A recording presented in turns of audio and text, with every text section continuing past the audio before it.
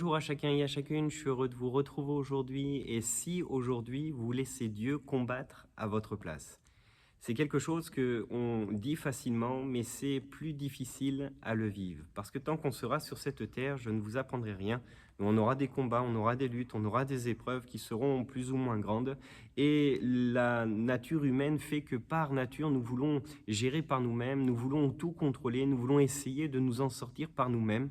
Mais souvent, on se rend compte que lorsque l'on fait cela, on s'épuise, pense toute notre énergie, on perd cette joie, on perd cette paix, et finalement, même on vient à abandonner et à baisser les bras parce qu'on se rend compte que l'on est trop petit et que face à l'épreuve qui est devant nous, on est incapable de faire quoi que ce soit. Mais je voudrais nous encourager aujourd'hui et dire ce que David pourra dire dans 1 Samuel chapitre 17 et le verset 47. David dira ceci: « Car la victoire appartient à l'Éternel. » David, dans tout ce contexte, va se retrouver face à cet homme.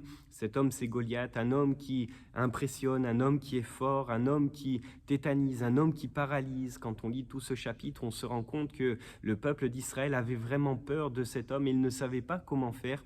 Mais David va avoir un autre regard, David va être animé de cette foi. David sait que Dieu est plus grand que cet homme et il va y aller par la foi et il pourra dire cette parole que oui, malgré tout ce que l'on peut voir, malgré ce géant qui est là, notre Dieu, Dieu est plus grand que cet homme. Et on sait que dans la suite, David va lancer cette pierre qui va taper la tête de Goliath et Goliath va s'effondrer et la victoire va être remportée parce qu'il y a eu cet homme, David, qui est allé par la foi. Et je voudrais vraiment nous encourager. Jésus lui-même le dira: « Venez à moi, vous tous qui êtes fatigués et chargés, et je vous donnerai du repos. » Le Seigneur ne veut pas qu'on soit sous ce poids, sous cette charge qui est là, mais Dieu veut nous donner un repos, Dieu veut nous donner sa paix, Dieu veut nous donner sa joie. Alors je voudrais vraiment t'encourager, et peut-être toi qui luttes dans le domaine de la famille, toi qui luttes dans le domaine de la santé, dans le domaine professionnel, peut-être à titre personnel, il y a comme un géant qui est là devant toi et tu essayes par tes propres forces